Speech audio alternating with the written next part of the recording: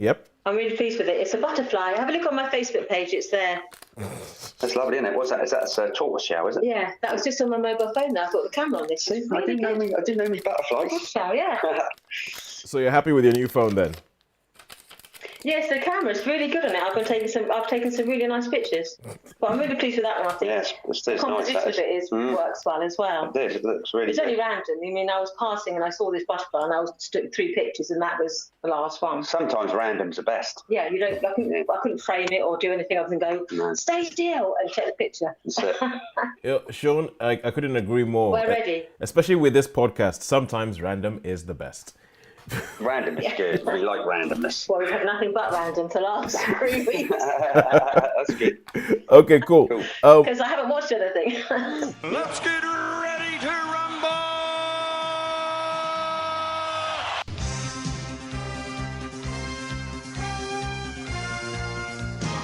Okay, cool. It'd be spoilery. All right.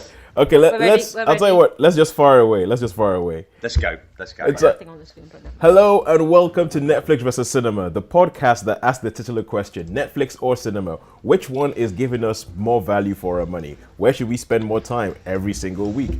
My name is Tosin, and I am based up in Coventry in the Midlands. And joining me on the Isle of Wight are Sharon. Hello. And back from his sojourn, from his spirit quest, is somewhere in Thailand. It's Shaun. Hello, how are you guys? We're doing well, man. How are you doing? Yeah, pretty good, really. So how was the spirit quest in Thailand? Well, it was quite interesting. I did some volunteering work. Yep. And I went to a school. It was like a charity school. And they had a couple of orphanages, and I visited a couple of orphanages, and so that was quite interesting. That was really interesting to see. The weather wasn't really ever sunny. It wasn't like a fabulous sun. It was warm. It was always warm, but there was no sun whatsoever. Was it like monsoon season or something? Yeah. It was well, I mean, there was a few storms and stuff, but I don't think it was particularly. Rainy. It wasn't particularly sunny like you'd imagine, you know. Yeah. So we're just looking at some things, so that's all right. Oh, right. Okay, that's cool. We had a little bit of a jostle here, so we're all sorted now. Though, thanks for that. What is going on? What are you guys doing? Nothing too bad. We like to have the IMDb entry for all the films. Yeah. Oh. Typing them in and Yeah. Oh, I see. So you can say, that actor is that person. So I'm sat here thinking that you guys are just having a nice chat with me, but in the background you're taking advantage of the fact that I can't see you, and you're just kind of going yes.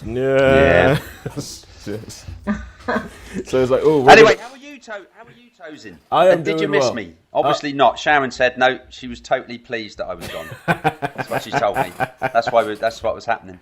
So she said. Shaun, we totally missed you. Because let me tell you why. Let me tell you. Okay, for podcast reasons. There's other reasons. For podcast reasons, essentially, I decided, Shaun's away. This is a chance for me to step up and a chance for me to become, the Shaun, the one who sees all the films. I don't know how you do it. I'm knackered. How do you get to see so many films? As we were saying just before we started recording, we had a couple of weeks where Sharon would go see stuff in cinema, then not see anything at home, and then see stuff at home and not see anything at cinema. So I was kind of playing the goalkeeper, going, okay, cool, where's it? Okay, cool.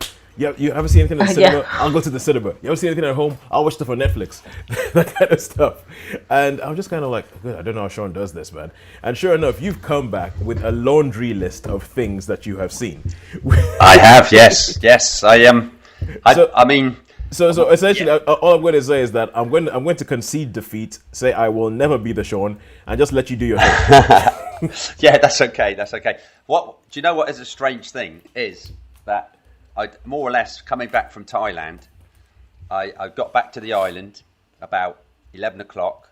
Yep. I came back, got showered, got cleaned up, went off to the mainland, watched Apocalypse Now, 8 o'clock showing in iSense at Bournemouth.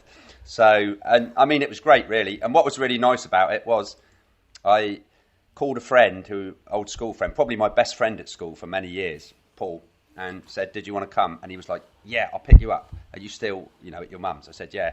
And he came round and he said, I haven't been to the cinema for ages.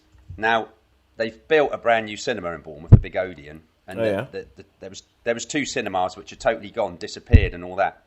And as we drove into the town, I'm saying, Paul, where are you going? He goes, well, the cinemas are they're in Westover Road, aren't they? I said, no, they're not there anymore. He went, God, it shows you how long since I've been in town. So, yeah, but it was a really, really, it was good to see him, and we had a good time, and it was nice to catch up and watch Apocalypse Now, because that was a film of an era. Oh, yep, yeah, good stuff. So it's been manic. It's been manic, and fittingly, I think now that you're back, we are going to have.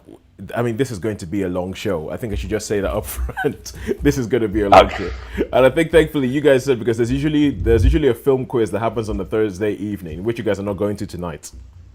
It's not on tonight. Okay, cool. Are we okay to go a little bit longer tonight? Yeah, we can go a little bit longer. Sure, we can. Sharon? Of course we can. Yeah, I'm with you. Okay, cool. Good stuff. Because there is a lot to pack into the show tonight. I mean, first of all, we cannot go forward. I mean, because I think we're going to that stage where there's a lot of cinematic heroes who are falling, so to say. I know a couple of weeks ago we talked about Rutger Hauer, and we are coming to you in the week in which it was announced that Peter Fonda died. Yeah. I thought there's a certain irony, isn't there? We were just talking about Yeah. Peter Fonda about 2 weeks ago because he was in a film I watched. Yeah, because we were talking about a show I watched. Yeah, you were talking about Pete when we spoke about Ride with Norman Reedus. You spoke about you said that almost like the highlight was him going to a biker bar with Peter Fonda and seeing the way these bikers sort of adored Peter Fonda. And the next thing I know, about a week later, they're like, "Oh, Peter Fonda's died," and I'm like, "Oh, good Lord!" It's like there must be something something in the water or something. And Luke Perry, or was that a while ago? That was a while ago, but his last film was Once Upon a Time. Yeah. Luke Perry was a while ago, but so Peter Fonda is someone who's like, obviously he's from the Fondas. They're like Hollywood royalty almost, and I never really saw him in anything or knew anything. But I think because Sean, I feel like Easy Rider is a film that is right up your alley.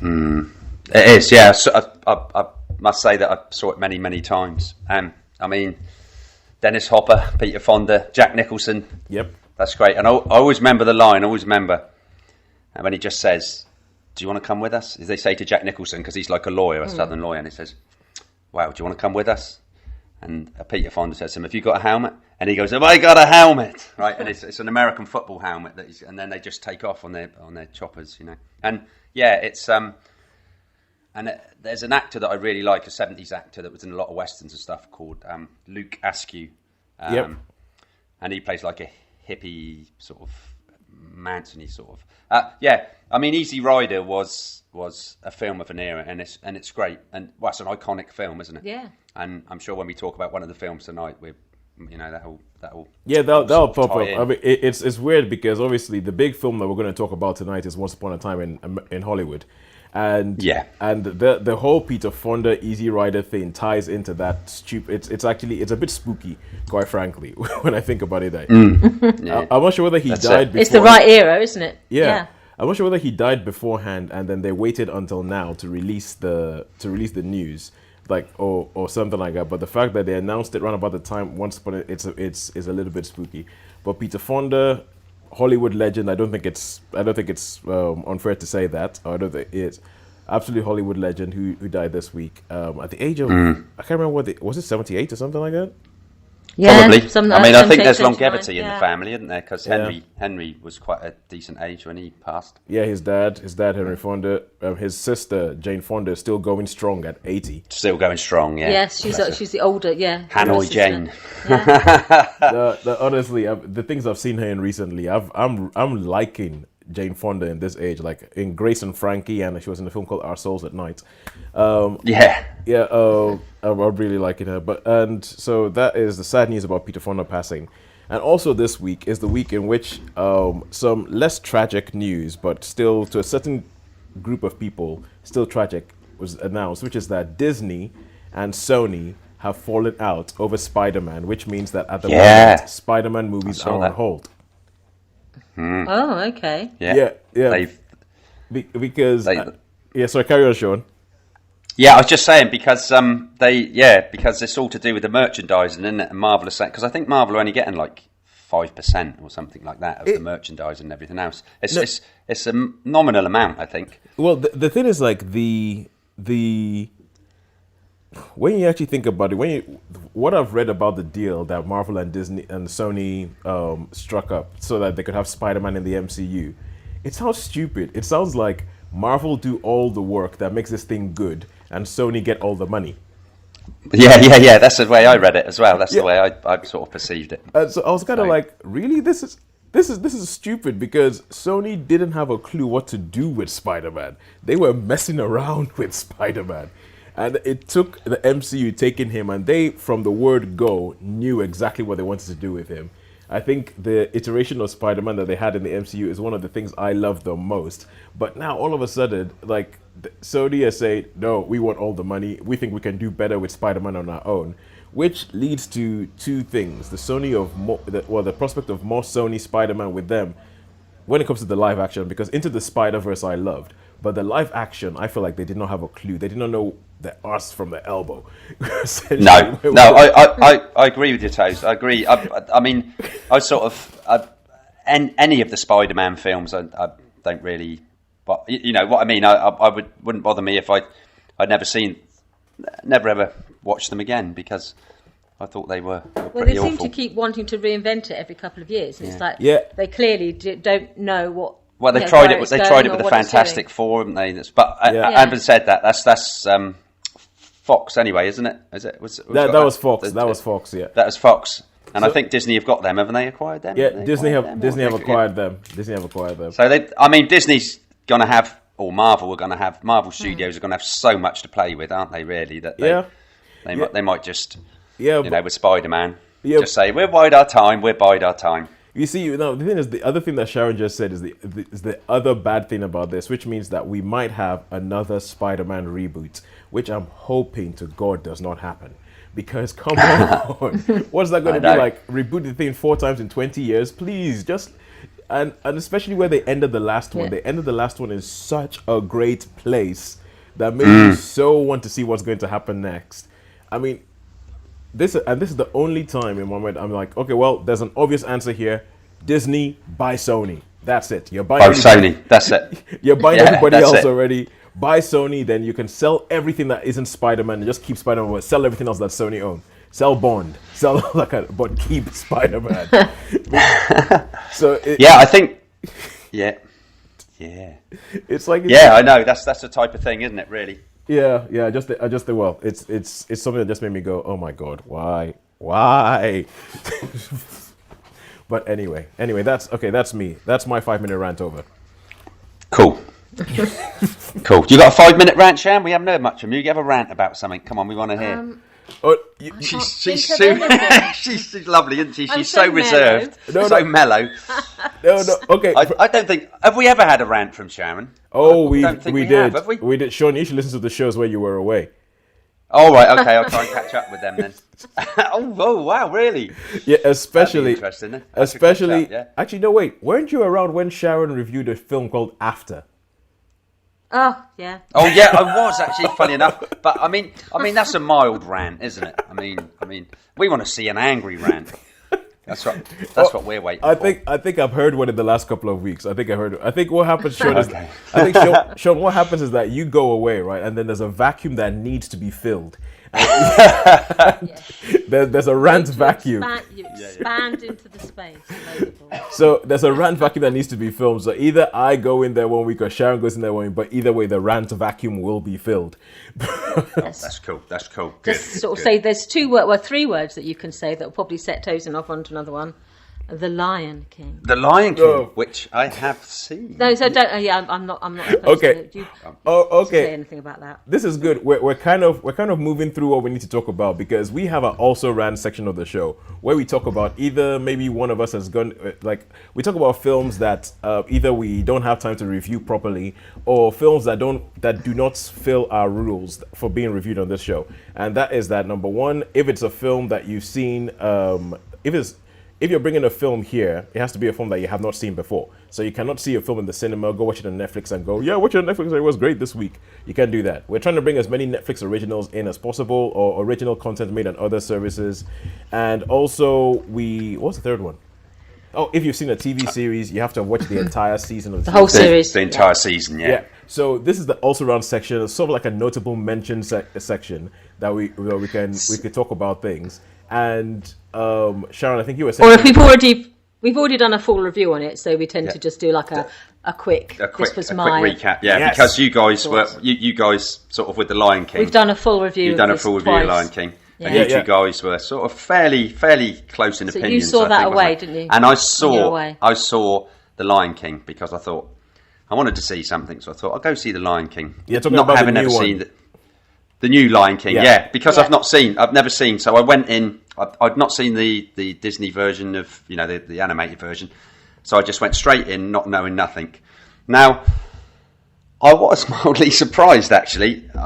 I wouldn't say it was a masterpiece. I wouldn't say it was a great movie, but Game changer. I did enjoy it, and it was better than I thought it was going to be. Perhaps I went in with certain perceptions, of this is going to be a bit of a nicey, but I thought that what's the name of the warthog? Pumbaa, is it? Pumbaa, yeah. Pumbaa. The warthog is Pumbaa. Pumbaa. Timon. Or Yeah, whatever. I mean, and the meerkat and Timon, I mean Timon that was and great. Pumbaa. I was I mean, so really. I mean, I even had a couple of loud chuckles, really. Oh, good. Yeah, For me, Timon and Pumbaa, one Yeah. of the We all-time didn't great hate it. acts. We didn't hate it. Yeah. Yeah. Someone said to me it was pretty much like the animated one, is it? It's pretty much follows the Tell same. us, did you absolutely adore the music in this film, Sean, having not known the previous? Yeah, it was okay. It was okay. Yeah, no, I did like that one. It goes Moomba Batata or whatever it is. Yeah. The one. Hakuna Matata. Yeah, Hakuna Matata. Needs no words. And I like the philosophy in those sort of Yes. songs. It's like the bare necessities. There's a nice philosophy. And did you to think Beyonce brought something enriching and rewarding to the score? You're asking Beyonce very must have leading been questions. the Very leading questions. Sharon. Beyonce was the female She was, lion. and she was sang whatever her the name song. was. Tara. I think can't remember her name. Spirit or something. Spirit. Yeah. She No, was. that So didn't really- Beyonce plays Nala. Nyla, that's the Yeah. name. That's the name. Yeah. Yeah, the What young, did I say? Yeah. young Oh, lioness. Yeah. No, I mean that didn't really resonate with me at all. Did it with you then? No, I thought it was pants. Yeah. I was going to say. Yeah. I mean, I can't. I can't remember that song. What was that song? No, Because I can't remember. essentially- I think it goes something like Spirit, Spirit, Spirit. Well, no, I can't even remember it now. As I say, the bits I remember, the bits that stick in my mind is the Umuma Patata, whatever. it's Yeah. called. Hakuna And, Matata. That's one. Yeah. Be- that's before probably my before we start favourites. getting Yeah. really, really angry tweets saying that we don't know anything, it's Hakuna Matata. I would like to point out that I know it. Sharon knows You it. know it. Sean's the Lion King version. Let me see if I okay? get it right. Akuna Yep. Matata. Akuna Matata. Hakuna Matata. Yeah. Okay. I mean, Yeah. no That's the song that reminds me. And as I say, the biggest impact was the the warthog Moomin and- and Tuba or whatever they're called. Yeah. Sorry, Toes. What are they called?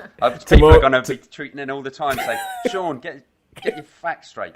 Anyway, yeah, it was okay film. 3-star movie. Yeah. That's what I said. yeah. I gave it a That's 3-star. yeah. Yeah, exactly what we That's the said. same as us. Now, Sean, what I want to do is I want you to go watch the original hand-drawn animation one, and because I think the story beats are the same, but I just think I personally feel that there is something extra in the hand-drawn animation. There's something a bit more magical in it in that one. And Yeah, well, It was a I game will changer. try I mean, that. Yeah. you know how I feel about animation. Of course. You Lion watched it, King did you? really is a game changer in Oh terms right, of okay. animation. Well, everybody raves about it. I'll try and catch the animated version. yeah, it will be interesting to see what you think, seeing as you saw this one first. And Sharon, I am fighting the urge here. I know I've already had 2 shows worth of saying things about this film. So I'm just gonna. Well, yeah. I'm gonna leave it there. So okay, so Sean, you got to see The Lion King this week. Yep. Yeah. So Sharon, we have been a bit rubbish because I remember last week on the show we both said that we would see the film, watch the film Wildlife, and then come back in and talk about it this week. But I don't think neither of us have seen it. Oh, well, Sharon's just slipped out just for a second. So okay, all right, she's going to be back in a minute. So, okay, so cool. Okay, just got me at the moment. In that case, talk to me about Apocalypse Now. What was it like seeing that at the cinema again? Apocalypse Now, it was, as I say, it was a final cut, director's cut, and there was bits taken out and bits put in. But, I mean, to see it in iSense, which is, I think, the Odeon's equivalent of IMAX, same sort of format. Yep. Yeah, it was great. It was. I mean, it's a classic film. It's one of my favourites. So I have to say that, you know, I think it's probably one of the most quotable films. You know, I mean, there's so many quotes from that, and I mean, I must have seen this so many times, a bit like Zulu probably. I've seen this so many times that I sort of know what's coming, you know, like Terminate with extreme prejudice and you know, obviously all the other bits. Why the hell would he do that? Never get out with it. And it's just like, so it's like a nostalgic time, you know. So yeah, I have to say it is a great movie, and I forget how old it is. I forget, you know, it's like you know, 79, and it's wow. You know, that long ago, and there's lots and lots of people that haven't actually seen it. Yeah, and I'm not sure if you've actually seen it. I have seen it, yes. Have you seen? You have seen it, yeah. I mean, what was your take on it? When I saw it, the first time I saw it, because everybody raves about it being like this absolute classic, and so I think whenever a film is raved about being an absolute classic, I think approach with caution. And this was one of the films that taught me that lesson, because I saw, okay, cool, I'm gonna go in there waiting for my mind to be blown, and I'm watching it going, what the heck's going on? Nothing's going on. What's going? Okay, cool. That's the big way they get that I love the self and napalm in the morning thing. All right, cool. Okay, I get that's where they get the horror from. But look, it's the young Lawrence Fishburne. Okay, that happened. So when I saw it, I was a bit underwhelmed because everybody raved about it. But I think it's a film that you have to be. If you're going to rave about it, and you're going to tell somebody to watch it, you have to warn them what the film is like before you go in. Yeah. So I've only ever seen the film once, and I kind of thought, yeah, it's all right. And coming back to it, I think it's almost like the circumstances around the making of the film that have marked the film out as like a classic, that have helped to make the film out as a classic, and not. People are going to crucify me for saying, and not exactly the film itself. I might have to go back and watch it now with, like, you know, a more educated cinephile hat on. But when I watched it the first time, I just kind of thought, I don't know what people are yelling about or raving so much about. And I can understand that. I can totally understand that, because a lot of people would be well, how can I say? A lot of people would be thought, this is a bit dull. This is because it could come across as being a little bit dull, I think. To some people. Yeah, it could do. But also, I think what it was, I mean, Vietnam finished in like 1970. Well, the whole thing was finished. Yeah, that's when. But you know, the Americans pulled out round about 70. So there was not much about the Vietnam War, because obviously America wanted to forget it. Yeah. And then I think it would be about 77 or 78. The film came out called The Boys in Company C, which I've raved about forever, which I think Full Metal Jacket is a total rip-off of. Yeah. Anyway, The Boys in Company C, and then there was Apocalypse Now, so 79. So you're talking like this is 4 years after, afterwards. So it's like, whoa. And it was such a crazy war. And then I think as the 80s, as you get into the 80s and 90s, they started to make more films about Vietnam. So didn't John Wayne do a Vietnam film? Oh, he did. He did one in '68 called The Green Berets. Yeah. But that was really that was a propaganda film, and I did watch that. But I mean, all this stuff was on TV. You know, all the war when it was going on, and I remember it because I would have been in my early teens. You know. And you were getting it daily on the news about the Vietnam War, all these, and so I think it was just how can we say it was? I don't know. But I remember seeing it at the Odeon Marble Arch. I remember when I first saw it, and it had such a huge impact on me. And I've seen it many times since. Yeah. To me, I love quotable movies. So, so it's brilliant, and it's always going to be for me. It's always going to be a 5-star and one of the top war films that I've seen myself. Yeah, I think it. I've seen it. Yeah, I think it's a little bit like the Blues Brothers for me. I will straight up understand if people say they don't get why that film was good. I will say I can understand why you wouldn't like that film, but for me, absolutely love it. So that's it, and that's what it is, isn't it? It's a bit like I feel like it's a real slightly trippy film. I think the people who made it were just caught up in this mad claustrophobic world that sort of distorts. Well, it's based on the book, isn't it? It's based on the book Heart of Darkness, I think. Joseph Conrad. I'll tell you what. Right? Have you ever seen the documentary about the making of Apocalypse Now, which I think is actually called Heart of Darkness? I haven't actually. I must be honest. No. I didn't know there was one. Yeah, there is one. There is one that tells you when Sharon says that you think the people who made it were a bit. The documentary says, yeah, they were.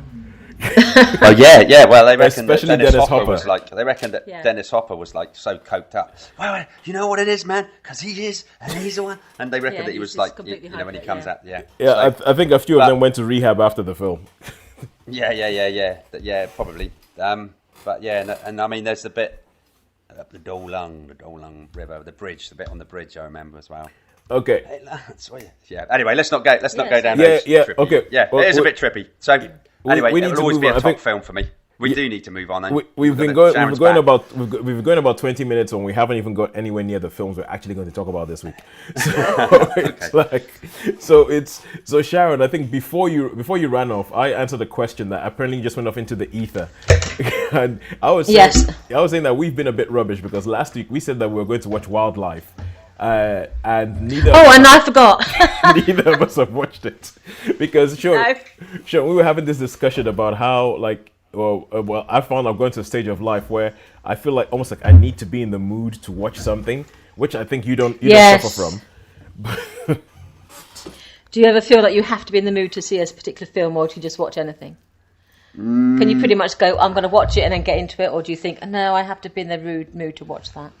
I would say that I'm probably pretty random. I just think, I'll go and watch that. I don't really think about moods, so I would say I just think, I'll go and watch that. Yeah, because I sit down at home and I look through what's the new releases or what's the Netflix originals and stuff, and I sit there and I go, I'm not in the mood for that. That might be a bit heavy, or no, I don't fancy a comedy, and so I end up going round and round in circles. And sometimes it's just like, just watch anything, just watch it, and.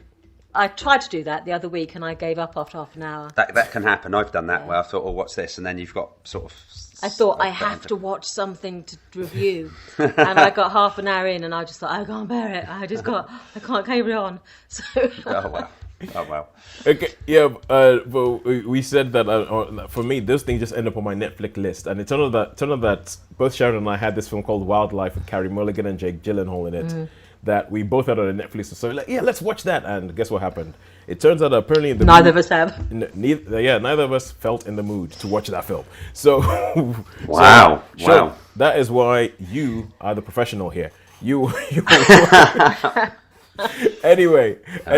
But okay, so we have essentially, I say a super fan, but quite frankly, she's kind of like the fourth host of this show, and it's Nina. Nina listened to the episode. Hey Nina. Yeah. Hiya. Yeah, she said funny your take about. She sent me a message saying funny your take about about the Netflix list. She said her account got hacked, so they set her up a new Netflix account, and it wiped out her list, and she felt like it was a burden that had been lifted. I can understand that. Yeah, there's no longer these films staring at you saying, "Why haven't you watched me yet?" Why haven't you watched me? What? Am I not good enough? What? Yeah, what have I done? Oh, that reminds me. There's another one that I've seen that I haven't mentioned, which I saw on Netflix. Okay, well, anyway, get over it. Get over it. Yeah, that's it. Okay, well, I think we can put it on the list. We can put it on the list. We might need to move that to next week. Is it by any chance was it the making of Herbert Crumpledink? Humpin. Yeah, can you get that on there? Because I never. It's Dunker. No, it was. You see, I read that and I was like, what the hell? Herbert Clunkerdunk. Herbert Clunkerdunk. Herbert Clunkerdunk. Okay. Herbert Behind the Clunkerdunk. mind of Herbert Yeah, Clunkerdunk. Behind the Mind of Herbert Clunkerdunk. I Now, tried finding this. I couldn't was- find it anywhere.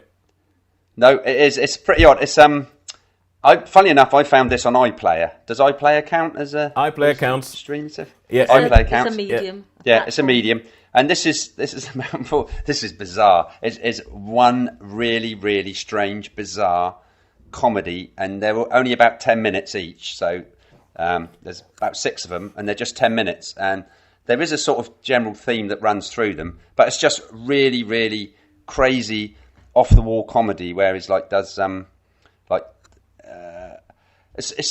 it's a story of this chap, obviously Herbert Clunkerdunk, and his family, and he's just like, he has these mad raves where he like picks up sponges and uses them like ventriloquist dummies and sings and just goes into raps and stuff, and it's just really, really bizarre, totally my humour, and it's 10 minutes of like, what the hell is this all about? Seriously, what the hell is this? And it's well worth a watch. The title already Hello? had me Hello? going, what the hell? So it's... Yeah. So, okay. So sure. I can't really explain what it is because it's just like, it's just bizarre. But Okay. I found it incredibly funny. Okay, Sean. I don't know why, but then probably because I'm bizarre. I want to say, well, first of all, that, okay, how about you watch that and then you review that next week?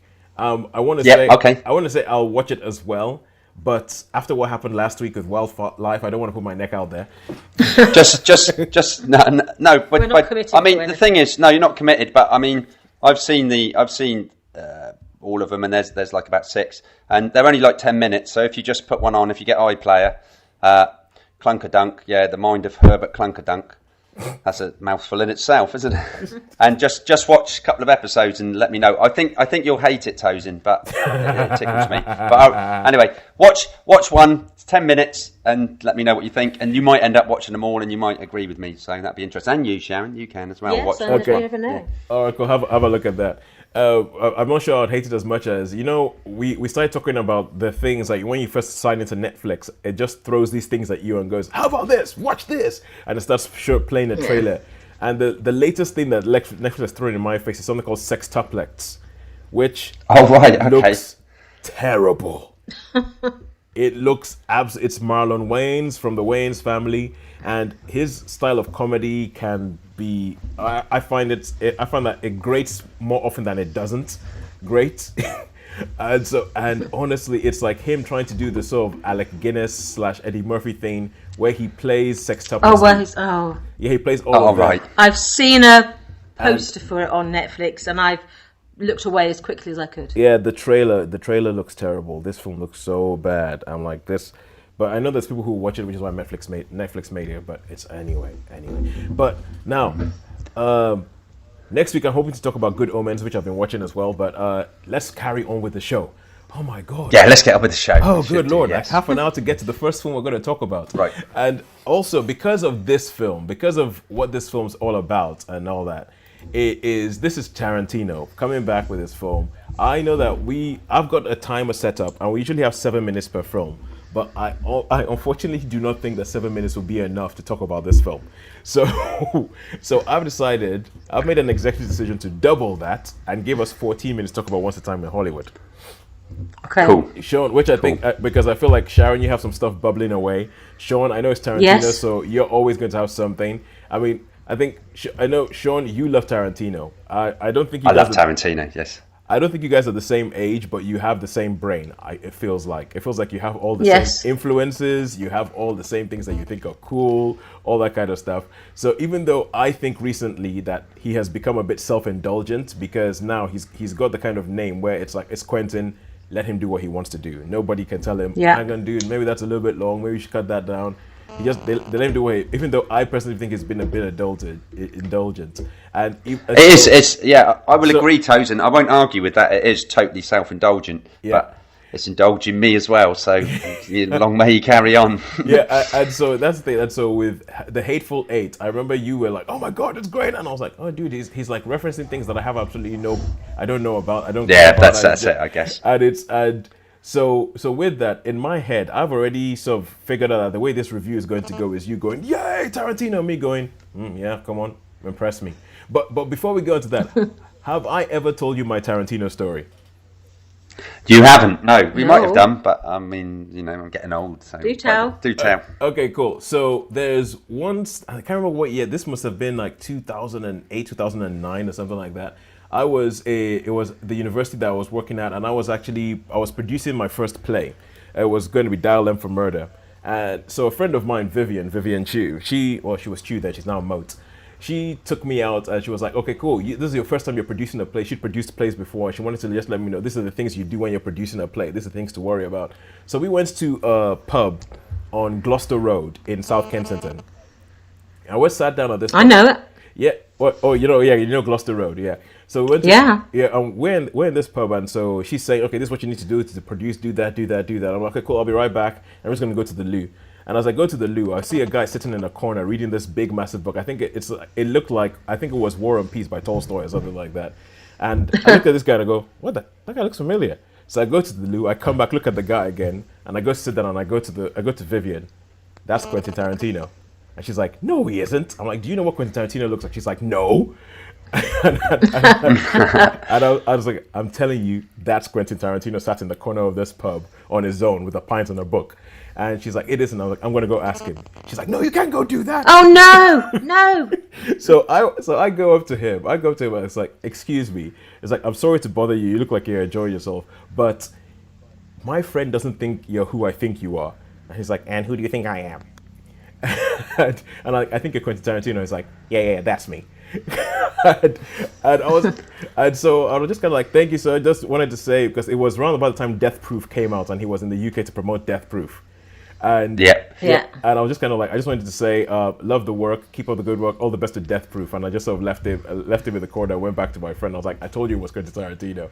And it's just like one of the weirdest things ever, where I'm just kind of like, That's crazy, man. Yeah, he was That's just crazy. sat in the corner of a pub of Gloucester Road, and nobody was bothering him. It was Good. But anyway, I know I just wanted to tell you that, Sean, because you might go see all the films in the world, but I've had a conversation with Quentin Tarantino. Oh, man. Oh, you lucky thing. You lucky thing. I'm here fuming. I'm like jealous. No, I'm not. No. It's cool. That's really good. That's a great one, dude. Did I ever tell you about the time when I sat just opposite Julia Roberts in No? No. Los Angeles, in a restaurant in Los Angeles? No? Oh, well, okay. I'll save that for another time. All right, but now, okay, the next time she releases a film, we talk about it. Or one of us can go watch Homecoming on Amazon Prime and let us know. But, so, okay. Sean, as the resident Tarantino fanboy, I'm going to let you take it away. Once Upon a Time in Hollywood. What's this all about? Once Upon a Time in Hollywood. Okay, basically it's, well, what's the story? You've got... I'll tell you what, Sharon hasn't said much. Did you want to do the story and I'll just tell you my feelings? Because otherwise I'm afraid I'm going to give loads of spoilers away. So, that's actually a good shout. Yeah. So if you want to do the synopsis. Is 1969, Los Angeles, Hollywood. And we have our two main protagonists. We have the character Rick Dalton, who was a 1950s television cowboy. He was in a show like Bonanza that was long running, and he was like the star of this show. Bounty Law.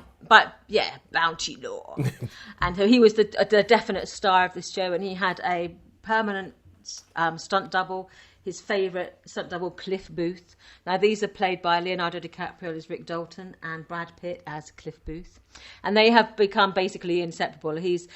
Since the show was. Rick Dalton decided that he was going to try his hand at, movies and leave the show behind. And since then, he's not done as well. He's been guesting on other shows, but not really had a big vehicle. And so he hasn't been working as much, but Cliff Booth has still been his driver. He's like his handyman. He's just sort of there alongside pretty much his him butler. the whole time. Yeah, he does everything that he needs to do. So these are the two main characters, and we see the film through their eyes, and then into their lives come these different characters. Some people are real and some people are not, and so you have to, when you're meeting people, you have to decide or work out, is this a real person, or is this a figment of Quentin Tarantino's imagination? And one of the people he meets is Sharon Tate and her husband Roman Polanski. Real. And he also meets some other actors, not real. I'm just going to come in here a little bit because there's a bit early on at the Playboy Mansion. Yes. Where, He meets Steve McQueen. yeah. Well, yeah. I'm not sure actually, but Real? yeah, it's Damian Lewis, I think. Yes. Yeah. And it is. From that, I was like, oh my goodness me, he looks just. He must have looked and he must have practiced because he looked. He was so good. Yeah. You know, with his mannerisms, his cast, and that was just like a tiny bit of the His film. Wasn't it? That was like yeah, it's riddled with cameos. Yeah. And then as the story progresses, so it turns out that Sharon Tate and her husband, Roman Polanski, have rented the house next door to where Rick Dalton lives in the Hollywood Hills. Cielo Drive. Cielo Drive. So people who know their Hollywood history will know that name sort of resonates for all the worst possible reasons. Yeah. So we won't go any further into that. And one day, Cliff Booth is working on the house and he meets this one particular person called Charles Manson. And so, the Manson, and then throughout the film, he then encounters other members of the Manson family. Yeah. As well as other things. So the story progresses through, you see the life of a 1960s former slightly faded Hollywood star, and then you see it mirrored with the life of this up-and-coming Hollywood star, Sharon Tate. Yeah. And you see their lives in parallel, and then their lives sort of cross over at certain key points. And I think really that's all I'm going to say. Okay, I think that's probably all, it, because I think that's all you can say. that's all we need, isn't it? Really, Yeah. because it's like a pastiche, isn't it? It's like It's a complete homage, yeah. It's and it's a homage. So Tosin. they recreate It's like scenes from this Bounty Law, don't they? Yeah, you can imagine. I'm like, oh, and I mean, even the programs on TV, Yeah. you know, like Mannix and all those. And But they have cut it with real footage as well, haven't they? Yes. Yeah. There's a bit in this where one of the characters, Sharon Tate, is her character is sat in the cinema and she's watching the real Sharon Tate on the screen. Yeah. I mean, that's And it's just cut, so you're thinking, actually, and that is a really nice that's scene. the real Yeah. one on the screen. That is a really, really nice. That is a really, really nice scene. I think. Well, there's loads of really, really nice scenes Yeah. in it. A lot of people are. The cameos, some of the cameos are really good. There's one of Bruce Lee cameo. So that's what I was going to say. And I mean, I think a few people are a bit upset by that. How they treated Bruce Lee. Yeah, because you know how they. But for me, I didn't. I thought I was going to. I thought that was the bit that I might get a little bit. But angry about. But in the end, it I went to worked see for this me. with my brother, who was a huge Bruce Lee family. So I bet he didn't like that. No, he said, "Yeah, it's fair enough." Yes, fair enough. Yeah, that's what I mean.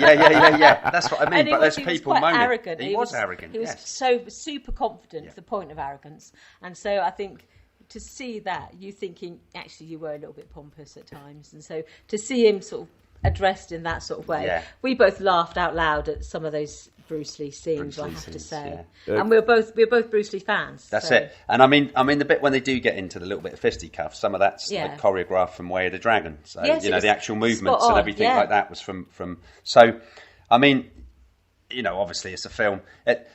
Basically, I think what it is, it's a film where in Hollywood the studio system was coming to an end. Yeah. Yes. The studio system was starting to. It was like the end of the studio system, and you were getting a lot of indie films starting to be produced. Easy Rider, prime example. Yes, Easy Rider was the first big one. So you got like these transitions, and then you get into.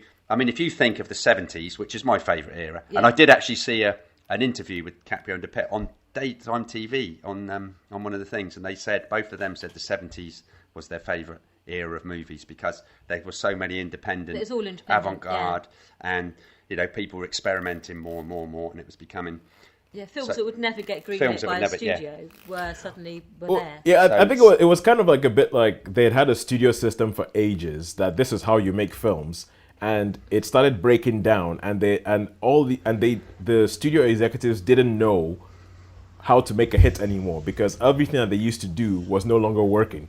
So they were like they would get like a character like the Rick Dalton character, what he represents, and like a bit like a Cary Grant or something like that, and they would doll him up and they would tell him what to wear, how to wear his hair, and they would present this. Yeah, their life was controlled. Yeah, and they would present this perfect of an ideal man, and that's how you made a film star.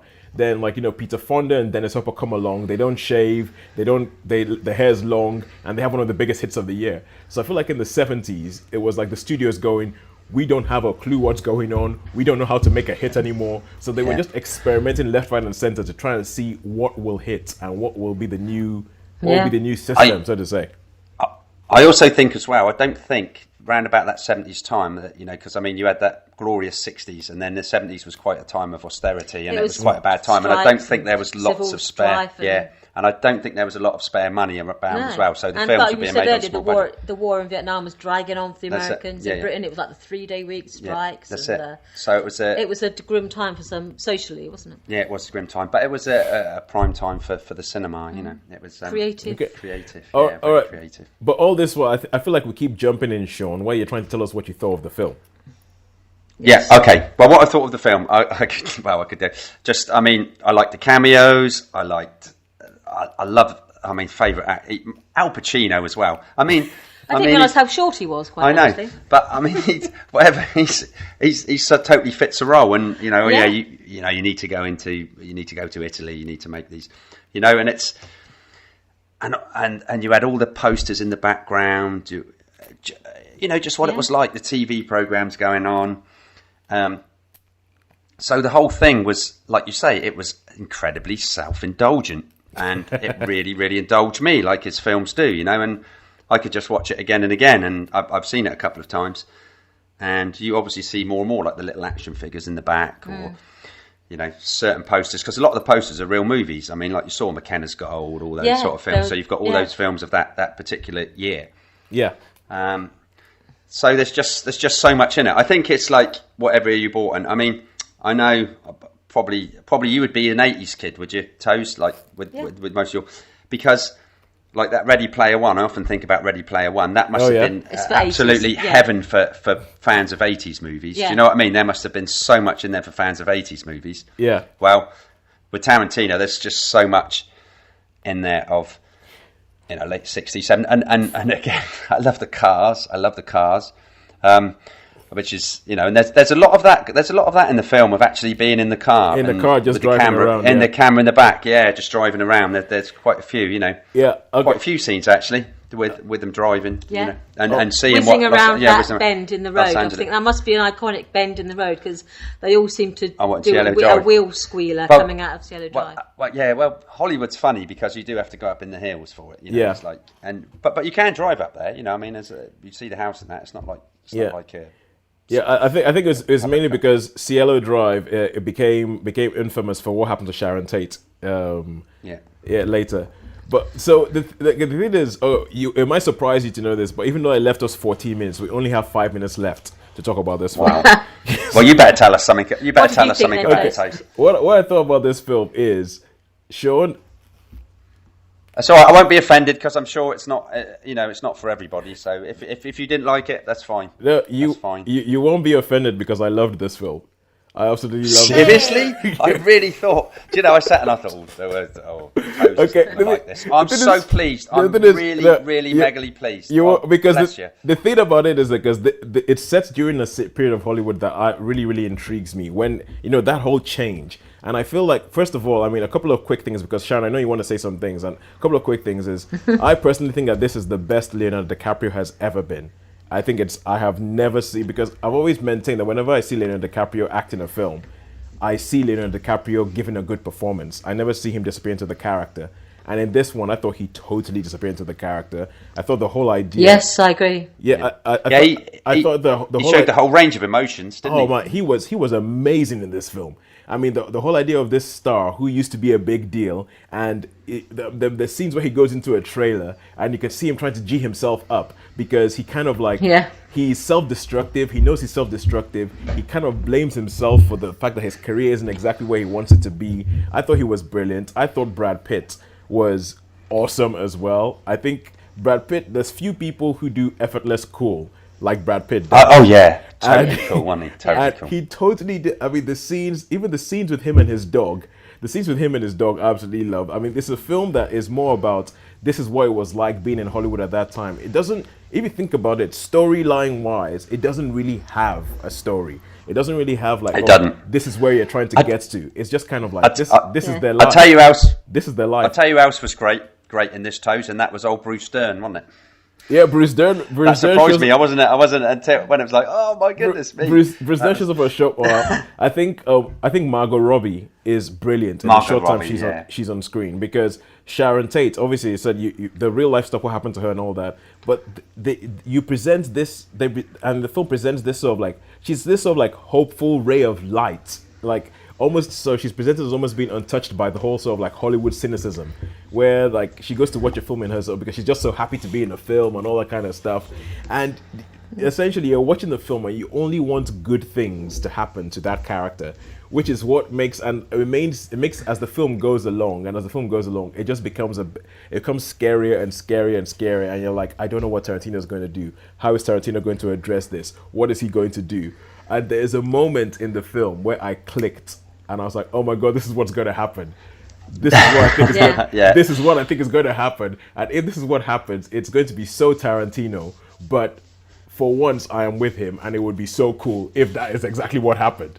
And it's what happens. And so at the end of the film with everything that you're thinking about, the fact that you have the Manson family in the background, it actually ends up being quite hopeful. And one of the final Leonardo DiCaprio scenes had me in absolute stitches. It had me in absolute stitches. Yeah. I honestly think, for my money, the best performance of DiCaprio's career. I really, really, really liked the film. Sharon, go. No, I was going to say the same. I did enjoy the film. Again, my only criticism was I thought it was a little bit self-indulgent in that some of the scenes where they recreate some of the shows and they recreate the film, I thought some of those, this is going on slightly too long.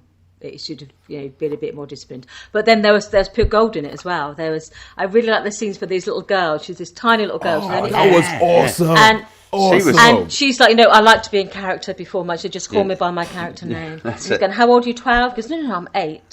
But she's like completely method. Yes, she is. And really, then he totally has this sort of completely meltdown. And he says, and then she comforts him. And she goes, oh, little pumpkin puss. And he said, normally I would not allow someone to call me Miss Pumpkin Puss, but so, yeah. I make allowances because of your emotional state. I just thought that was just like a moment of pure gold. Yeah, it was. And then they have this. She looked just like Laura Ingalls from Little House on the Prairie, didn't she? So I think again, I sort of probably a nod to again growing up in that period. So I thought there were some moments of pure gold in it, and some moments of self-indulgence. And I went, without giving the ending away by any means, I say it makes the title of the film make sense at the end. Yeah, definitely. Because you think, yes, you can't. We want to say more, don't you? Yeah. You know what to say. But the thing is, but at the end, I was quite happy with the way it was treated, because when this film was first announced, people were worried about what is Tarantino going to do. We're talking about serial killing family. Well, we all were, weren't we? I think at the start of the film as well, because when I saw the trailer and they mentioned 2 names, I was like, whoa, what are they going to do about this? And my brother said, my older brother, he said, I might take my nephew to see this. I said, there's no way you can take your nephew to see that when it's about this subject matter. And it's 18 anyway. Yeah. And then he said, maybe you're right. Then after I came home, I said, it's not suitable because of the content, but for not the reasons we thought. Yes. But yes, it's so I did enjoy it as well. But yeah, my only quibble was a few times I'm thinking and there's a scene featuring like the Great Escape, and I just thought, to me, it added nothing to the film. But again, it was a piece of indulgence. I know the bit, But but on the whole, I thought it was he captured the mood of that time perfectly. Yeah. And with nods to those sort of westerns that I see a lot because they're on CBS Justice all the time and CBS Action all the time. So I have seen a lot of 60s westerns over the last few years with my mum. It caught the mood of some of these films just perfectly, I thought. That did, and I really liked the scene as well with Schwartz, Al Pacino, when he's actually watching the film. He goes, "Hey, what am I?" I mean, they were all great. The acting was fabulous all the way around. Yeah. They were spot on, weren't they? Yeah, and as I say, DiCaprio, and back to the little girl scene at the end. At the end of the scene with that, it's like that's resolved. It's resolved, and you can just see.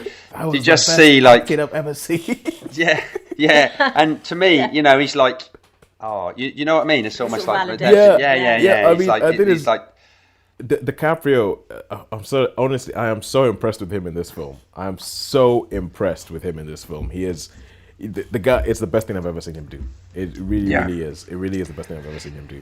And it's okay, but you were saying like great performances all around. I'll say from everybody apart from Zoe Bell, who is a stunt woman that Quentin Tarantino likes and has been putting her in his films, I think, ever since Death Proof or something like that. She is the Kiwi actress who shows up with Kurt Russell in the Bruce Lee scene. Oh, is she the one who plays his wife? Yes. Oh yes, it was a bit. I didn't work out who she was really. She's a stunt woman. Janet. She's like a legendary stunt woman in Hollywood, and she has appeared. She appeared in Django Unchained. I'm pretty sure she was in she was definitely in Hateful Eight. She was in Hateful Eight, but Tarantino keeps casting her in all these small roles, even though with all the rest of her in the world, she's not the best actress, but he puts her in small roles anyways. It's almost kind of like, it's like how Christopher Nolan keeps putting Michael Caine in all his films. Yeah. But, and also talking about young kids who stay in character, who are method, and the time was already gone off, but I'm being really, really bad here. Time was already gone off. It's Dakota Fanning. Dakota Fanning's in this film, and I did not recognize her at all. No, I know what you mean. Because at the beginning of the film, it says Dakota Fanning, and I was going, oh really? I didn't know she was in this film. And I was watching the whole film, and she has a whole bunch of close-ups, and she has like big scenes and all that kind of stuff. And I was like, oh, I wonder who that was. Oh, I don't know. Then I went home afterwards. I was like, that was Dakota Fanning.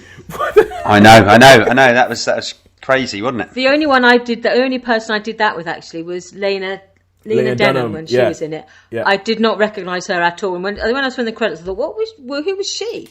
And then I worked out who she was at the end. Yeah, but of all the others, I sort of more or less, I didn't have any idea who played Bruce Lee. I didn't recognise him at all. Yeah. Because I thought to me it just looked like Bruce Lee. Yeah. And I was like, who did they get to look so like Bruce Lee?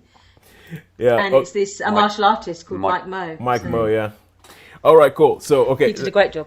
We need to move on. Even though we need to do scores then. Scores on the doors. Yes. How many would you give it, Sean? Well, you know what it's going to be for me. I mean, this is my best film of the year so far. So it's a big 5. Okay, 5. Sharon? I'd give it a 4. I would give it a 4. I'd take off a point for the self-indulgence. Mm-hmm.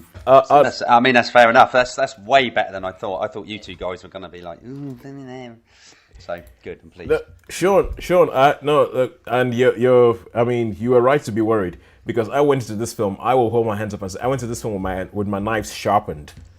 I went in with my knife. I was like, right, come on, Tarantino, ching, ching, ching, bring it on. I know exactly what you're gonna do, but at the end of it, I just love the film, and with everything that the film deals with, I left with like a smile on my face. Okay, now that's been an hour and we've done one film. So, oh my goodness me, we're gonna have to move on, aren't we? Yeah, let's get a move on. Let's see if we can do the others in half an hour. All the others in half an hour. All right, cool. So Sharon, we go over to Netflix 4 now. Weddings. What's that? No, we were just saying one of the actresses in it who plays Pussycat, who's this sort of jailbait who keeps teasing Brad Pitt. Oh, Brad Pitt. Oh yeah, he has some great lines around Polly. that. Yeah, when I saw her, I thought she does look slightly familiar. I was trying to think, who is she reminding me of? And we just looked up. She's the daughter of Andy McDowell. Andy McDowell, yeah. Who was obviously 4 Weddings and lots of films back in the day. So that's why she sort of reminiscent of her. But yeah, I thought I kept thinking, you remind me of someone. And yeah, it's when you see her mother in her features. All right, cool. So that was just a sort of small thing, but yeah, moving on. Moving on to the sort of staying at home side instead of going to the cinema side. We have Knightfall season 2. So, what is Knightfall? Knightfall is a drama it's a History Channel drama, but it's now available on Netflix, season 1, and season 2 has only just finished on the History Channel. And basically, it is the story of the Knights Templar, the Order of the Temple of Solomon. Who had order chapter houses all around the world at that time. They'd been on crusade. They were an order that was set up by the popes to escort pilgrims to the Holy Lands, to the holy sites. They were basically called God's Army. And they were made up of knights who were also monks, and they'd all taken their vows. But they're also trained in sort of the knightly skills and combats. And they were largely independent. They could say the commander-in-chief was the Pope, but they were largely outside of national boundaries. They worked largely autonomously. They had their own chancery. They lent money to people. They had their own finances. So the Knights Templar are sort of quite legendary. So this is the story of basically the last the last couple of years in the Knights Templar, the Knights Fall. And this is a fictionalised story largely about what they think led to the fall of the Order of the Temple of Solomon. Yeah. And we see it all through the eyes of one particular character called Landry Du. He's got a full name, but it's not listed on here, so I can't tell you what it is. Basically, he is the head of the Paris chapter of the Knights Templar. Yep. And he breaks his vows by having an affair with a married woman. And the married woman turns out to be the Queen of France at the time.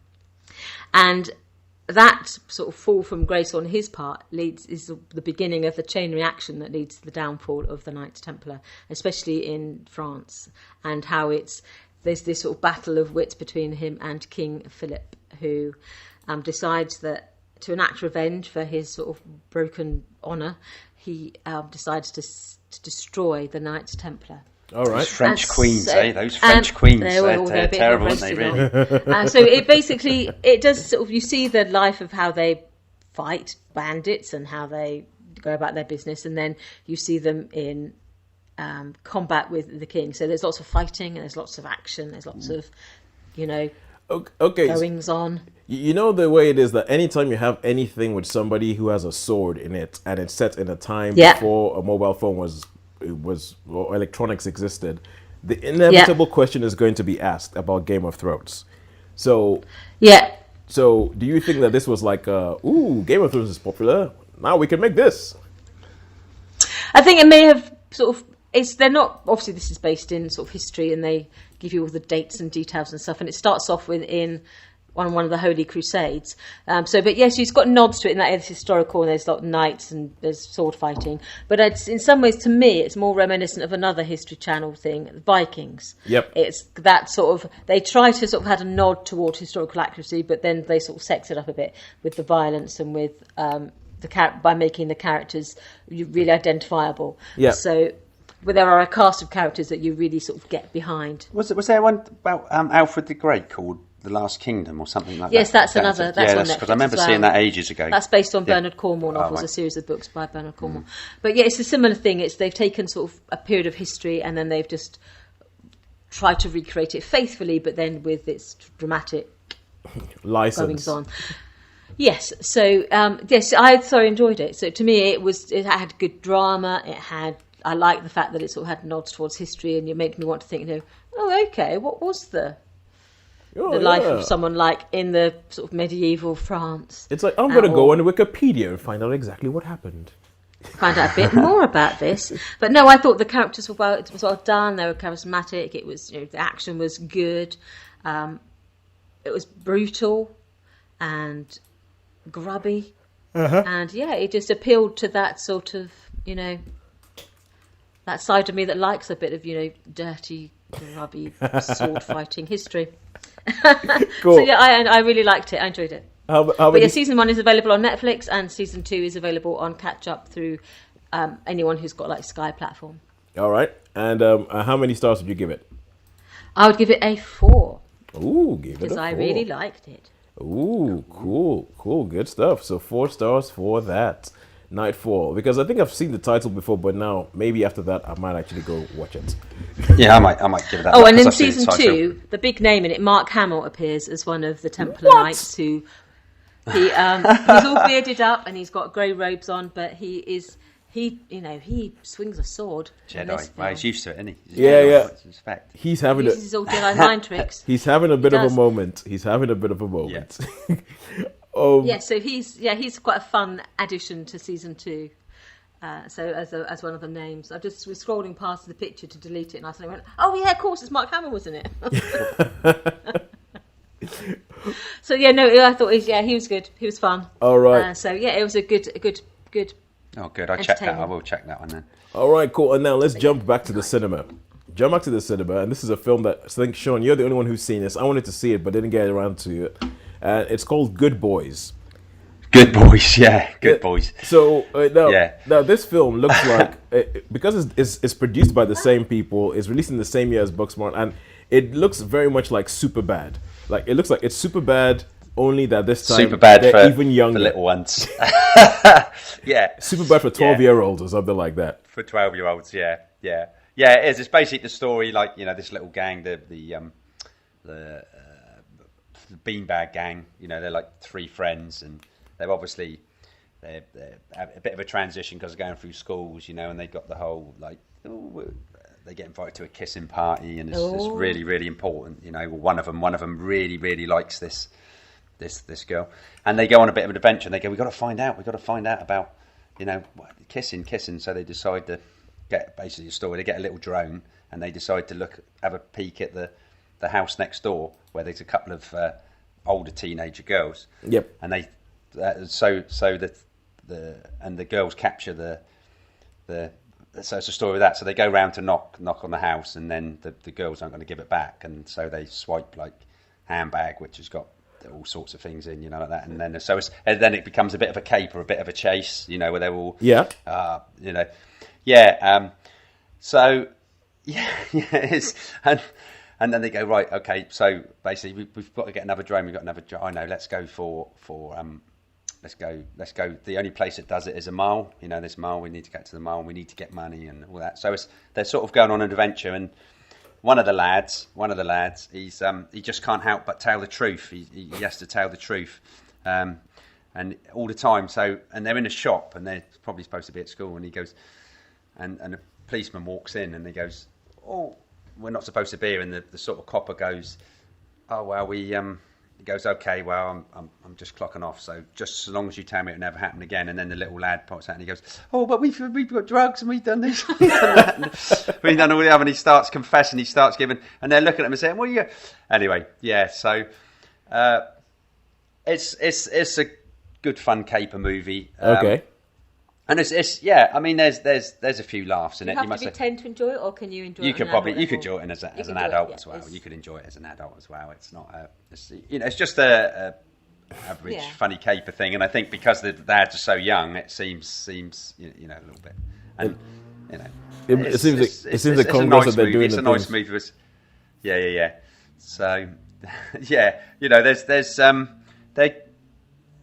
I think the relationship between the lads works very well, and obviously as the film goes on, and they sort of shall we say, they start to sort of fall apart a certain way, but then, you know, does it have that sort of vibe like Stand By Me, you know, where these sort of little lads go on slightly, adventure, yeah, but they're a bit more of a it's a bit like that, but they're much, you know, they're a lot faster, and they don't hang around too long because they're being chased quite a lot of the time. So yeah, I'm gonna say that this it wasn't as bad as I thought it was going to be. But it's good. It's good fun. It's a bit of a laugh. I'll give this one a 3. This is a 3 for me. You see, that's the thing, right? When you say it wasn't as bad as you thought it was going to be, I know exactly what you mean, because I look at the trailer and I'm like,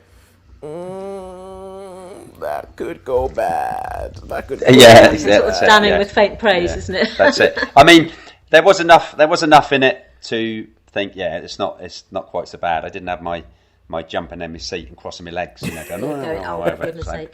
So yeah. Or it didn't have you, like, you know, burning stuff and having a pitchfork. Kill it, no, burn it with fire. Yeah, it's quite fun. Yeah, it's a 3-star, definitely for me anyway. Okay, cool, good stuff. We are burning through these films.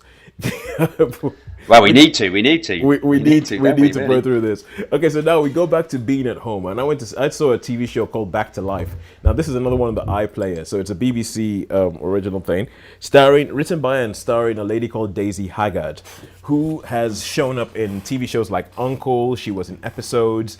I think probably the most high-profile thing was Episodes, in which she hardly ever had a line, and she played this gurning Hollywood executive. But this is a show that she's written, and it's set in Kent, and it's all about this lady who, at the beginning of the show, gets released from prison. She gets released from prison. She's around about 31 years old. It turns out that she's been in prison for 18 years, and it's all about how she gets back into life. Her parents take her back into the house. She tries to meet up with her boyfriend that she was going out with before she'd gone into prison. And and life has just moved on. He's now married with 2 kids, and she's like, oh my god, what is going on? And it's about her trying to get her life back, or trying to figure out what her life is now, because she went into prison when she was a kid. And she came out. She came out as I know. As I'm explaining this, I'm just realizing that people might not realize that this is actually supposed to be funny.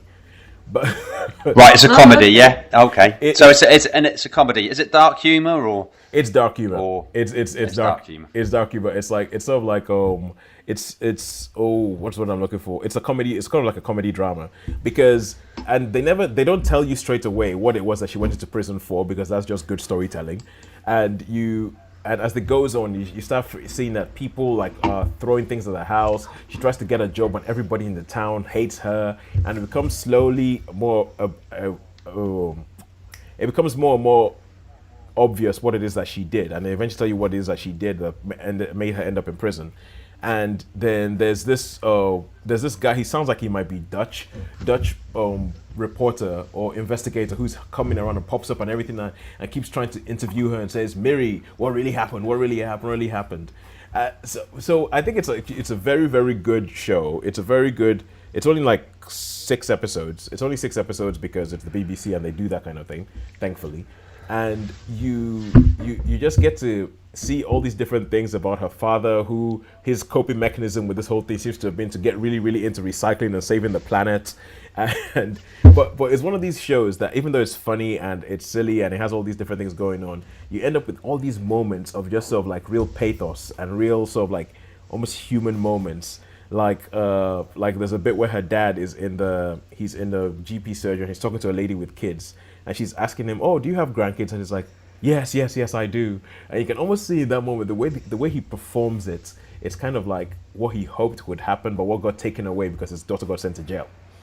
So it's it's a really, really good show. I would give it I'll give it a 4. I'll give it a 4 out of 5. What? Okay. Yeah, it's Cool. not. Yeah, it's. I know because the problem is that it came out after Fleabag, and Fleabag I think that's a 5 out of 5 show. I think Fleabag is awesome. I think it's so a lot of people try and sort of like compare it to Fleabag. Go, oh well, Fleabag did this. What about this? It's not really like Fleabag. I think Fleabag is better, but all in all, I think it's a great. I really enjoyed it. I thought it was a good show. And has great performances from Adil Akhtar as well as a neighbor come love interest to the Daisy Haggard character Miri, who has a secret that is kind of surprising when it comes to you're like, oh, of all the secrets I didn't think it was going to be that one. so yeah, so it's good. I'll give that a 4 out of 5. And now we go back to cinema and we go to Angel Has Fallen. Angel's Fallen. Angel Yeah. Has Fallen, a film that has defied all odds by existing. by existing. I mean, this is a film. This is the 3rd film in a franchise. And remember, I can't remember what year it was, but there was a summer where Olympus Has Fallen, terrorists take over the White House, and White House Down, terrorists take over the White House. These are 2 films with exactly the same premise that were released at the same time. And when you looked at who was in the films, you looked at, one of them had Gerard Butler played, essentially being John McClane in Die Hard. But instead of an office building here, you had, instead of an office building, you had the White House. And you had Channing Tatum on the other one. Out of those 2 films, this is not the film I thought would get to a 3rd one. Funny, isn't it? Yeah, funny. It is. Did you get to see it, Tosin? What, Angel? Yes, I did. You did. Oh, right. Okay, this is going to be a cool one then. Yeah. So okay, Sean. I mean, the storyline of this is do we even need to say what it is? I mean, it's We don't really. It's pretty obvious. It's just it's an action movie. Basically a shoot 'em up, isn't it? Action movie. Yeah. It's with all action movie shoot 'em all up. the tropes. There's a good guy. There's bad guys. There's tropes. Yeah. So Sean, carry on. What did you think?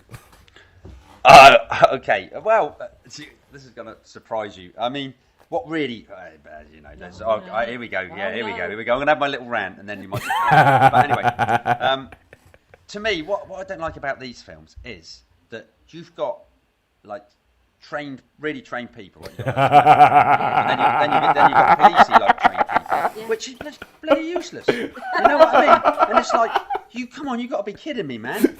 So basically, what they're saying is all the baddies are terrifically 100% good, trained. and all the highly trained police forces, and there's loads of them. You know, I mean, you got the military, you got the SWAT, you got the whole works. You got the secret. You got They you got the picked off like police. flies, You got the Secret Service. You got the CIA. You got the FBI, and and there's like half a dozen guys, you know, and they're like, oh no. So Put anyway, them in black and they become yeah, invincible. that's it. They do, you know. There's like crazy stuff, but you have to expect it from this film, I suppose, because that's just the way it is. So yes, I did have a lot of issues with it on that sense, you know. It's, no, you're kidding me now. Isn't he like the lone survivor after? Yeah, he's amazing. He's like John Wick, and he's like McClane, Well, and he's like the one who was in the Mel Gibson one was in those ones with Danny Glover. Oh, Marty Riggs. Lethal Weapon. Marty Riggs. Yeah, he's like a combination, and Arnie Stallone. He's like, he's you know, all. He's rolled into one. He can get. Bulletproof package. Blown. Yeah, he's bulletproof package. You know, he's like totally indestructible. He's a mean fighting machine. You know, and there's loads of brilliant circumstances. You know what I mean? Yeah. You know, it all just happens just about right. Someone's unconscious, so they can't tell the whole story. You know, that's good, isn't it? Oh, look, all this stuff. Do you not think that's convenient? That you know? Do you think I might be a setup here? We're not. No, definitely not. You know, so is all this stuff, but. It was fun. But it was fun. It was fun. It was okay. It was okay. So apart from all that stuff, I'm not going to say I hated this one. But I did have those issues, but I didn't hate it because I knew it was coming. I guess I knew it was coming. You can understand what I'm saying here. Can't you? I know. I think nowadays when I watch a film, I have an inner Shaun with me. I carry an inner Shaun with me. And, oh, good. And essentially, when I was watching this, I was like, "Ooh, Sean's not gonna like that." Ooh, I was like, "Ooh, Sean's not gonna like that." I was watching the film. No, but the thing is, everything you say, I totally agree with. But the thing about this thing is that this is a franchise that has always set its sights mega low. It set its sights mega low. It's been like, and I think the reason that they've managed to make 3 of them is because they don't spend a whole heap of money on the film to begin with. They go, because for instance, in this film, there is some absolutely really obvious shonky green screen stuff. Yes, definitely. Yeah. Where you're like, that is obviously not real. So I think they don't spend a lot of money on it. So it's almost as if they kind of go, because did you ever see the TV show 24? I saw a couple, I think. Yeah. That was with old Kiefer Sutherland. Kiefer Sutherland. And I think the Has Fallen TV series, it's pretty much like 24, the movie. 24, the movie franchise. And so sure enough, I agree with you that there's bits at the beginning where the whole idea is that he's the Secret Service, he's like the head Secret Service person looking after the president, played by Morgan Freeman this time round. And they do the whole thing, which they've tried to do with a whole bunch of action franchises where, oh, this time we're going to give you a personal story. And oh, this time our hero's going to be a bit wounded. Oh, he's got a concussion and he's on painkillers and all that. And they're like, why are you putting that stuff? We don't care. That's it. We don't really need that. That's a side issue. Like, that's not what we come to watch these films for. That's not what we come to watch Gerald Butler try and do an American accent. That's it. Which, but I have to admit, his American accent has improved. This one is the best American accent I've heard from Gerald Butler. He's been working on it. He has been working on it, hasn't he? Yeah, because usually it's terrible. And the thing is, at the beginning, when they go, oh, he's been set up, and I'm thinking, come on, anybody with half a brain would know that all that evidence that points to him being the one who did, you could easily plant that. What? Yeah, that's it. So I mean, they don't even think about that, do they? They say, "Well, that's convenient, isn't it?" Yeah, that's convenient. They go. You know what I mean, they go. They seem to go. This guy is a mastermind who can arrange a highly sophisticated attack on the president of the United States, but he cannot cover his tracks. I'm like, come on! I'm like, what the hell? I know. With all that technology and stuff, but hey, it is what it is. Yeah, so, but the thing is, I have to say, and Nick Nolte was in it. Nick Nolte was in it, which I love. Nick Nolte. Nick Nolte, one of my favourite guy. Yeah, Nick Nolte played his dad. He played the dad. He played his dad. Nick Nolte shows up and growls his way through like half the film. But I agree with you. I quite like the film. I think once you accept this is what the film is, it's not setting its standards. It's not setting its sights too high. It's not trying to do anything majorly different. And I think once you accept that, it actually manages. There's some tropes that it manages to turn on its head. Now, some of these tropes, like, oh, okay, cool. That wasn't. It's like that was a bit different, but at the same time, whatever. And by the way, the final line of this film, which is said by Nick Nolte, is hilarious.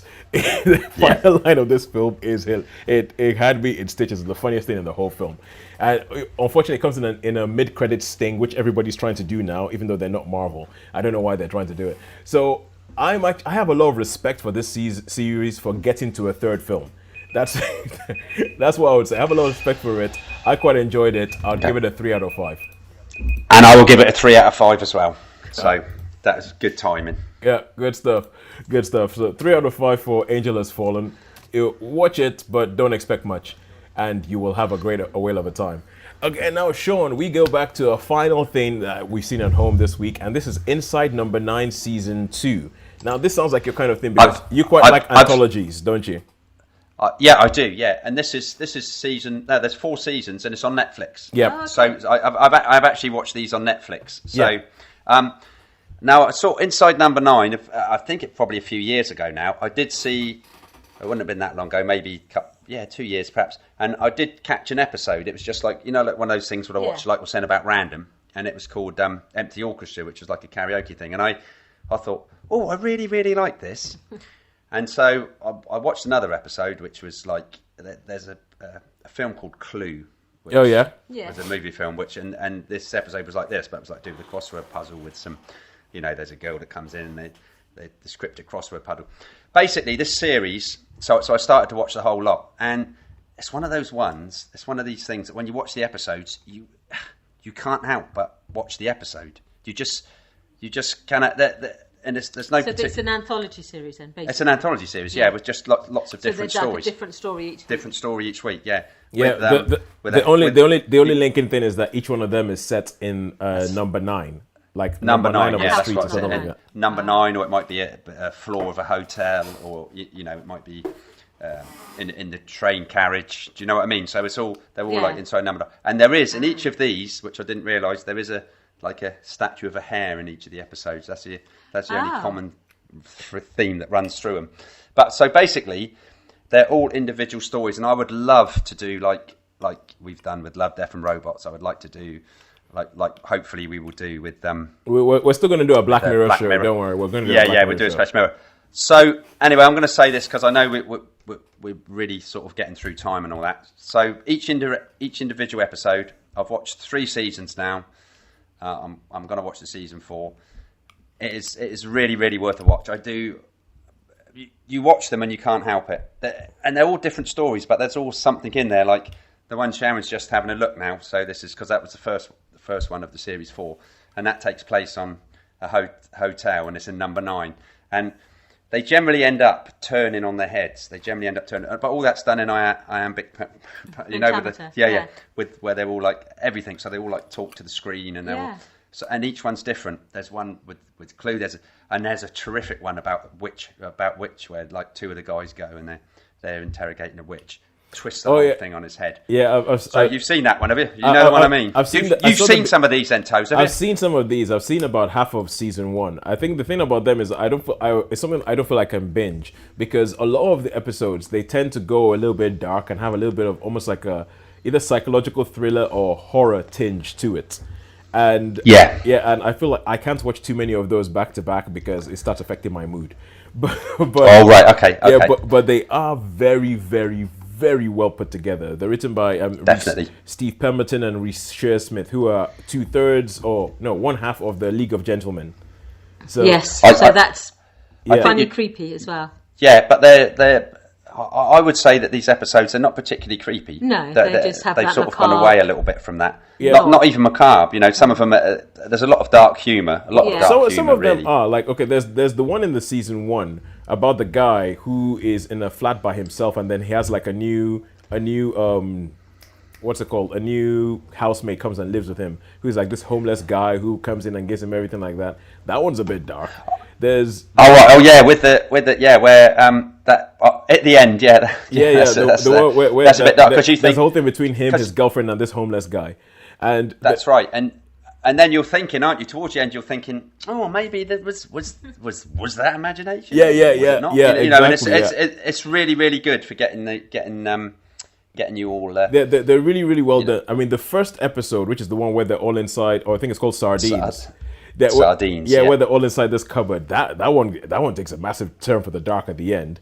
There's the episode that's almost kind of like almost totally silent, which is quite frankly, it's a genius episode. But still, at the same time, you're like, "Oh, whoa, what happened?" It goes a bit Tarantino, and yeah, that's a robbery one, yeah. yeah, the robbery one. It goes a bit. Yeah. And Yeah. I think that one of the ones I thought was pretty. I really liked. I thought was very clever. Was the one about the last breath of a pop star. Oh yeah. Yeah, the one about the that's last- it. Yeah, yeah. with the yeah. And I mean, that's the sort of thing. No, I know exactly what you mean. Yeah. With the balloon and what have you. Yeah. So it's that's great. So I think it's really, really good. But I feel like each time I watch an episode, I need to wait like 2 weeks before I watch the next one. Really. I've binge watched them. I've been binged watched them. Yeah. I mean, I think they're brilliant. So basically, I'm going to give. I should give these. I don't think there's one I haven't liked. So I guess this is going to have to be probably a 5-star. I have to say I really, really liked him. Yeah, I know. I've had 2 5s today. That's most unusual for me. But I just think they're so incredibly. Big screen and one little screen, though. These are so incredibly funny, incredibly witty, quite dark sometimes, and it's just everything's in there.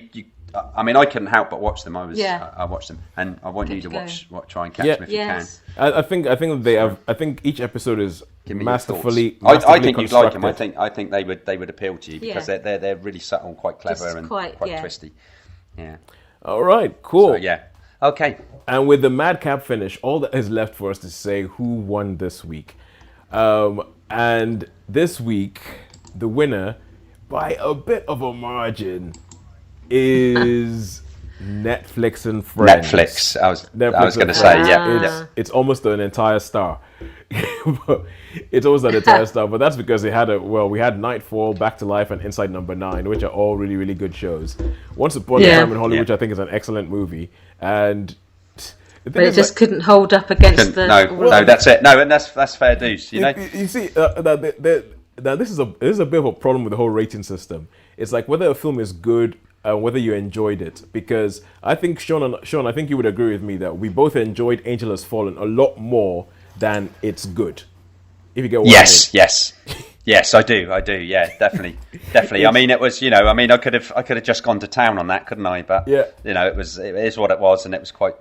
It's what it was. It fun. knows what it is. It doesn't try and be anything more than that. It's kind of like saying, "Hey, yeah, we're like a low budget version of that film you like." Cool. But anyway, all that's left to say is, thank you if you stuck with us all the way through this. Thank you so much for sticking with us until this point on a marathon Welcome Back, Sean episode. Thank you very much. Thank you very much. It's nice to be back. Yeah, and all that's left to say is that we will see you next week, where we will see something. Sharon and I may see wildlife, we may not. We may see wildlife. Yeah, tune in next week and find out what happens. Tune in next week to find out what we do. Until then, it's a goodbye from me. It's a goodbye from me. And it's a goodbye from me. Hey. We will see you guys next week. Bye.